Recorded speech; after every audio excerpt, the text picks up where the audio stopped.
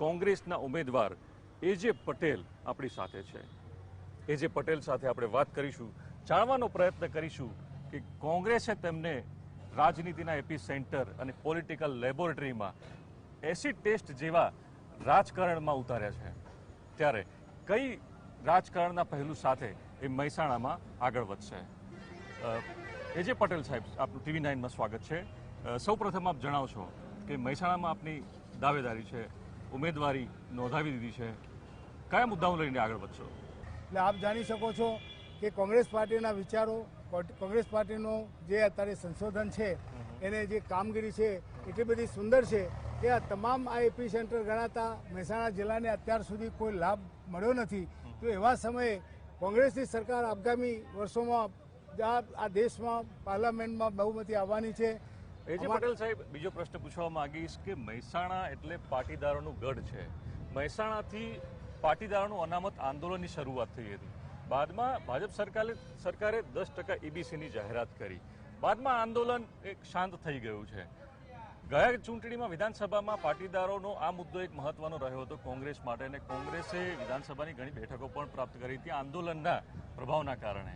આ વખતે એવો કોઈ મુદ્દો નથી રહ્યો આપણી પાસે, એવો કોઈ કયા મુદ્દા લઈને કે પાટીદારોના કેવી રીતે સાથ મેળવો છો આપણે? એ આંદોલનનો ભાગ જુદો છે, એ વ્યક્તિગત બાબત છે।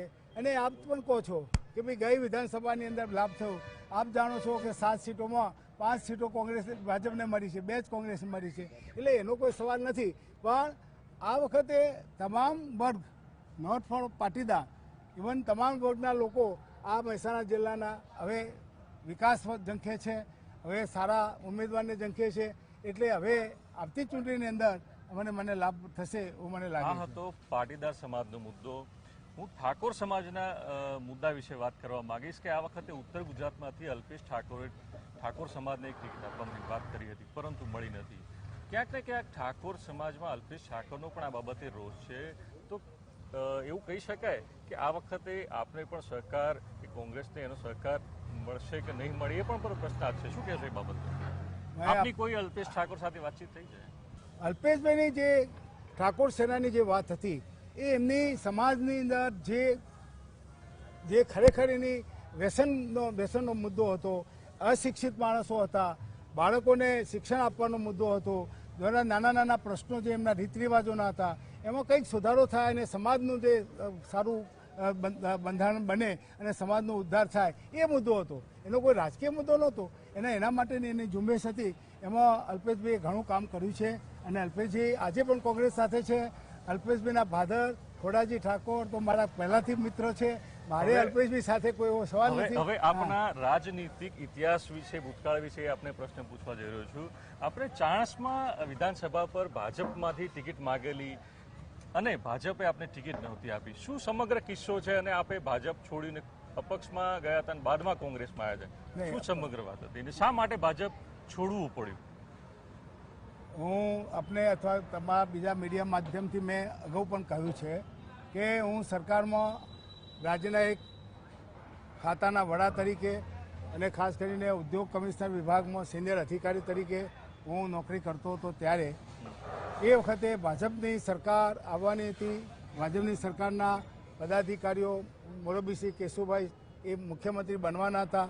એઓએ મને બોલાવીને મારી સરકારમાં સેવાઓ, મારી રાજકીય સેવાઓ અને સામાજિક સેવાઓને ધ્યાનમાં રાખી એમને પણ મને કહ્યું કે તમારે જો આ સેવા કરવાની પ્રવૃત્તિ છે અત્યારે હાલ સરકારમાં હોવા છતાં તમે જો સામાજિક સેવા કરો છો તો તમે જાહેર જીવનમાં આવશો તો વધુ સારું કરી શકશો, તો તમારી ઈચ્છા હોય તો અમે તમને ચાણસ્માની વિધાનસભા ટિકિટ આપીએ। મેં કહ્યું ભાઈ મારી સર્વિસ દરમિયાન હું લઈ શકું નહીં, મારે રાજકારણમાં રહેવું હોય તો સર્વિસ છોડવી પડે, એટલે એમને મને સર્વિસ છોડવાની કહ્યું, એટલે મેં નોકરી મારી 6 વર્ષની બાકી હતી અને મેં નોકરી છોડી દીધી। છેલ્લા દિવસે મને ટિકિટ આપી નહીં અને મને અન્યાય કર્યો હતો। આપને અન્યાય થયો ભૂતકાળમાં, એનો અન્યાય હાલમાં કોંગ્રેસમાંથી ભાજપમાં આવેલા ઊંઝાના પૂર્વ ધારાસભ્ય આશાબેન પટેલ સાથે પણ થઈ શકે છે, એક પ્રશ્નાર્થ। અને બીજો, જીવાભાઈ પણ કોંગ્રેસમાંથી ભાજપમાં ગયા છે, તો એ અન્યાય એમની સાથે ભવિષ્યમાં થઈ શકે છે? એ જીવાભાઈનો પ્રશ્ન છે, એમના માટેનો પ્રશ્ન મારાથી જુદો છે। હું મારી સત્તા મને છોડાવીને ભાજપ મને જાહેર જીવનમાં લાવતી હતી। જીવાભાઈ અને આ આશાબેન પોતે સત્તામાં હોય, કોંગ્રેસે સત્તા આપી હતી છતાં એ પોતે જાતે છોડીને વ્યક્તિગત રીતે એ ભાજપમાં ગયા છે. એ એનો અંગત પ્રશ્ન છે. મારો પ્રશ્ન હતો મારી વહીવટી સત્તા છોડાવીને ભાજપમાં મને છોડાવેલી એ મને અન્યાય થયો હતો, છતાં મારે જણાવવું જોઈએ. હું 5 વર્ષ સુધી ભાજપની સેવા કરેલી. હું એકદમ ભાજપથી નારાજ થયેલો નહીં. મને 5 વર્ષ પછી કહેલું કે તમે બીજી વખતે તમને તમારો આ જે અન્યાય થયો છે એ અમે ચોક્કસ તમને મદદ કરીશું. તો બીજી વખતે મને ટિકિટ આપવાના વખતે પણ મને ના આપી, ત્યારે મારે એમ થયું કે ભાઈ આ પાર્ટી સાથે રહેવા જેવું નથી. મહેસાણા પર પાટીદાર ફેક્ટર સૌથી મહત્વનું છે. 4 લાખથી વધુ મત પાટીદારોના રહે છે, 4 લાખથી વધુ મત ઠાકોર ક્ષત્રિય સમાજના રહે છે. શું લાગે છે પાટીદારો સાથે ક્ષત્રિય ઠાકોર સમાજને આપની તરફ કેવી રીતે ખેંચશો? હું આપને જણાવું, કયા મુદ્દાઓને લઈને? હું કોઈ રાજકીય માણસ અત્યાર સુધી હતો નહીં. મારી વહીવટી સેવાઓ હતી. વહીવટમાં મારે રહેવાથી મારી જાતે કોઈ કોમવાદની માનસ મારામાં નહોતું. એટલે મારે તમામ વર્ગના લોકો સાથે બહુ સંબંધો સારા છે.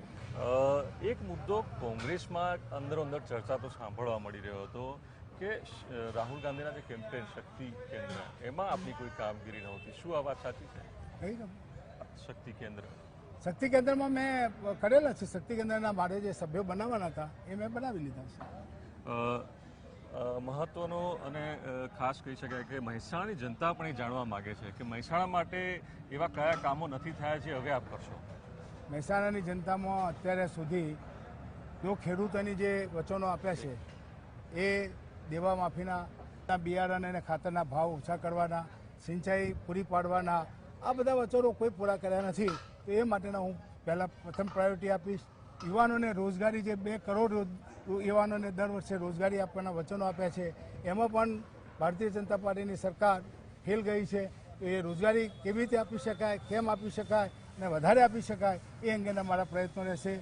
શારદાબેન પટેલનું નામ આપના પ્રતિસ્પર્ધી તરીકે જાહેર થયું છે. એમને કેવી રીતે ટક્કર આપશો? કયા મુદ્દાઓ? સ્વર્ગસ્થ અનિલભાઈ પટેલ સાથે મારે બહુ નજીકનો મિત્રતા છે, વર્ષોથી હતી. શારદાબેન એક ગૃહિણી તરીકે જ અત્યાર સુધી કામ કર્યું છે.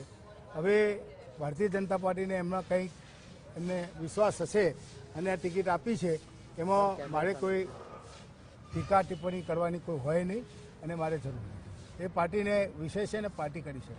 તો પણ આપની ઉમેદવારી એમની સામે છે. કયા મુદ્દાઓ એમની સામે લઈને આપ આગળ વધશો? પક્ષીય મુદ્દા અને અમારો મેન્ડેટ છે એ મુદ્દાઓ લઈને જઈશું. અમારા જે મેનિફેસ્ટો છે એ પ્રજાને શું કામ કરવાના છે, અમે શું કરવા માગીએ છીએ, ગરીબીથી હટાવવા માટેના શું અમારા પ્રોગ્રામો છે, અમારી મિનિમમ ઇન્કમ 72,000ની કે યોજના અમે લાવવાના છે, એના પ્રોગ્રામો છે, રોજગારીના પ્રોગ્રામો છે, એ બધા પ્રોગ્રામો લઈને જઈશું. જયશ્રીબેનનું પત્તું કપાયું છે. કયા મુદ્દાઓને લઈને કે કયા કામો કરી નથી શક્યા અથવા તો પક્ષમાં અસંતોષ, આ જે સમીકરણોમાં તમે કેટલું તથ્ય માનો છો અને એમના ટિકિટ કપાવવા પાછળ કયા કારણ જવાબદાર માનો છો? જયશ્રીબેનને 2 વખત ભારતીય જનતા પાર્ટી ટિકિટ આપી છે, એટલે એમના કંઈક પ્લસ પોઈન્ટ હશે ત્યારે આપી છે. અત્યારે નથી આપી એટલે એમને પાર્ટી તરફથી એમને કંઈક અસંતોષ હોય ત્યારે ના આપી હોય, અથવા તો પાર્ટીના માણસોએ એમને અન્યાય પણ કર્યો હોય એ ત્યારે પણ ના આપી શકાય. એ હવે પાર્ટીનો વિષય છે. ભારતીય જનતા પાર્ટીના વિષયમાં અમારે ચંચુપાત કરવું એ પણ બરાબર નથી. તો આ હતા AJ પટેલ કે જેઓ મહેસાણા કોંગ્રેસમાંથી મહેસાણા લોકસભા બેઠક પરથી ચૂંટણી લડી રહ્યા છે. એટલું ચોક્કસ કહી શકાય કે મહેસાણામાં જે પાસ થઈ ગયું તેની કેન્દ્રમાં પણ નોંધ લેવાય છે અને તેની સીધી અસર અત્યાર સુધી કેન્દ્ર પર પણ પડેલી જોવા મળે છે.